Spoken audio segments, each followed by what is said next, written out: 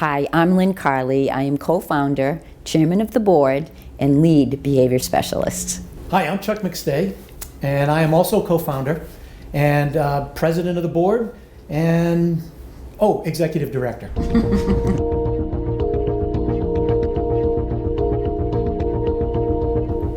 So Finding You Sanctuary is a 501c3 nonprofit, and we're established in 2014. And we have three missions. One is to rescue dogs from euthanasia, and then to pair them with veterans with invisible wounds. And then a little further down the road, when those two core missions are accomplished, we'll be adding a third mission, which is to reach out to the local community and engage them in the process of the first two.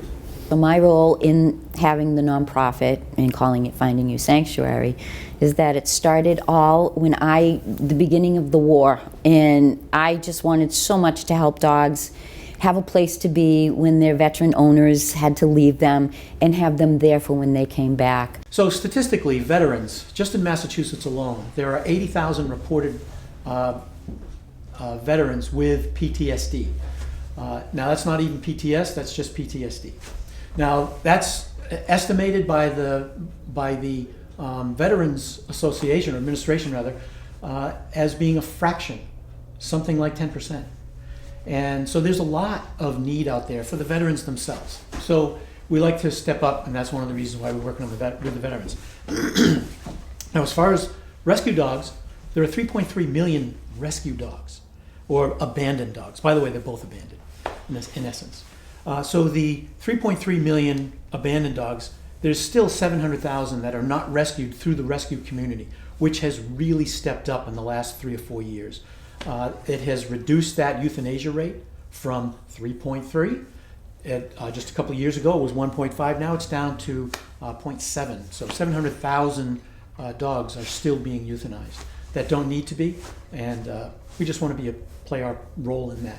My method is more of a natural way of being with dogs, but I find that my method is more of showing the person how to be with their dog, which definitely, in order to have the dog do something you want it to do, which it's not agreeing to, you must do it yourself.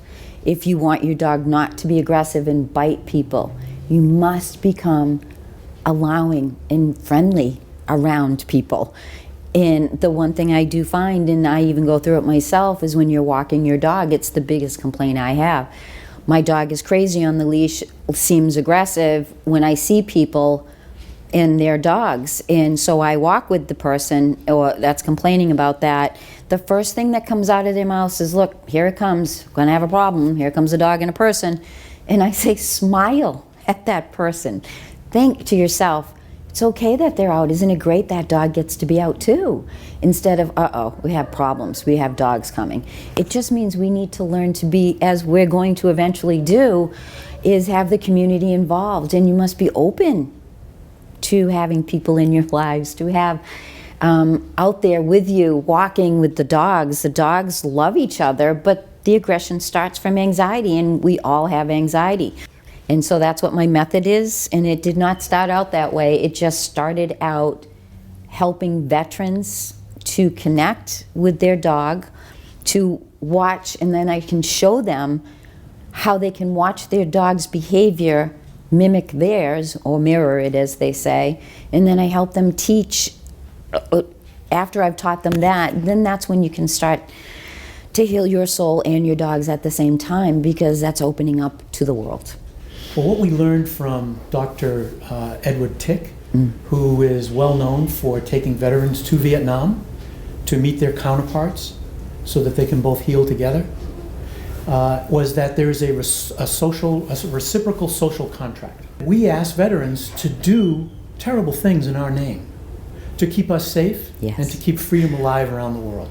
We need to help them prepare while they're in combat, and also support their family structure while they're there. Because they're all left behind and to fend for themselves. And then also to receive them back home after they've experienced these traumas. And so that's our reciprocal social contract with a veteran. Now with dogs, it's the same thing. We've domesticated them. we've asked them to not be so natural, to live in a setting that's not natural to them, to live outside of the natural pack mentality that they have. And so once we take over that responsibility, truly, then we are also engaging in that reciprocation, taking care of them. And that's why the rescue dog community has been so successful, is because people are really attaching themselves to it.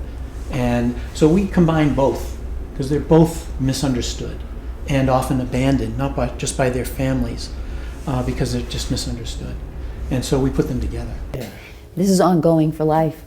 This is a lifelong thing that all of us should go through. We all have our issues, and that's what we found with veterans, was that we won't drop them. And their dogs will always, we can help them with their dogs when they need it. That's why the sanctuary comes. The sanctuary, yeah. Having them be able to have bad days and say, you need to take my dog, I'm having a rough day. Absolutely. And when you're ready, you can come back or stay here.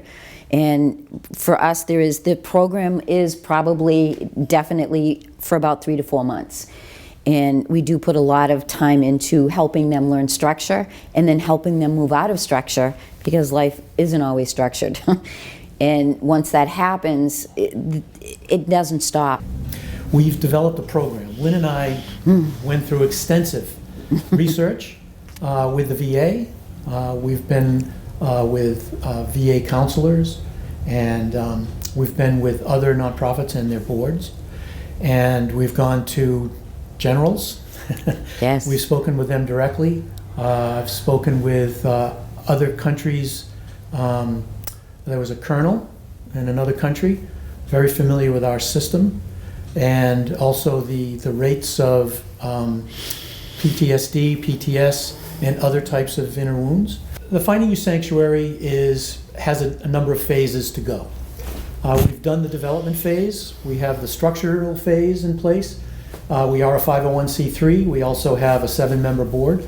We have standardized meetings, and we have a structure in place. We have an entire program, and all of that's set up and ready to go. What we now need to do is slowly increase the number of veterans that Lynn is able to work with.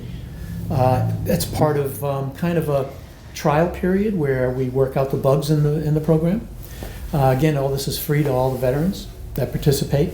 Right now we're looking for veterans with dogs that have challenges in their behavior. The reason for that is because our facility is not prepared for the rescuing of dogs, because that takes a great deal of care and time in order to be able to even prepare them and get them, gather them and prepare them. So the next phase would be develop the facility. We have a tremendous facility. Now our board has wisely asked, why this facility? Why not go out and find a new facility? Why not buy land and build a building, and so on and so forth? So the reason that we're looking to use this facility is because this is Lynn's home. There's a caretaker, 24/7, present. Also, there's a kennel license already here. Try to get a kennel license out there. Also, buy land, build a building. So for a fraction of the cost and for a much shorter period of time in terms of turnaround, we can rehab structurally this building, set it up, fit it out, and then make it a place where Lynn's willing to give up some 80% of her property and her privacy in order to make this project happen and provide a sanctuary for both the rescue dogs and the veterans themselves. Right now, phase one, we're looking to raise money to be able to provide Lynn with two main things. Number one, time and focus. And number two is to have a vehicle that's reliable, that can get her to the veterans' homes, and also go with them and her pack dogs, because she does take pack animals as part of the process. So those are the two first things. That's about $50,000. So we're looking to raise that amount of money as soon as possible. Phase two is really, let's work on the facility. Once we get the facility ready, then we can bring the rescue dogs into the equation, which means we can bring veterans into the equation that don't have dogs. And then we can start to bring the community into the equation as well. That's more of about $250,000, somewhere in the 250 range, which also includes not only the structural aspect, of the building and the fitting out, but also the exterior with the fencing, the yards, the play yards, the training yards, the seasonal indoor training that we have available, and so on. Meeting areas, and also it's just basically make this place functional to so that we can serve as many as possible. Currently, Lynn is serving between 1 and 3 veterans a year. We'd like to step that up to between 40 and 60. We can do that after our first full year of operation. We could actually expand it beyond that because we have an outside facility that will be a staging area for rescue dogs, which will maximize the quality and the selection of the dogs and the pairing of the veterans.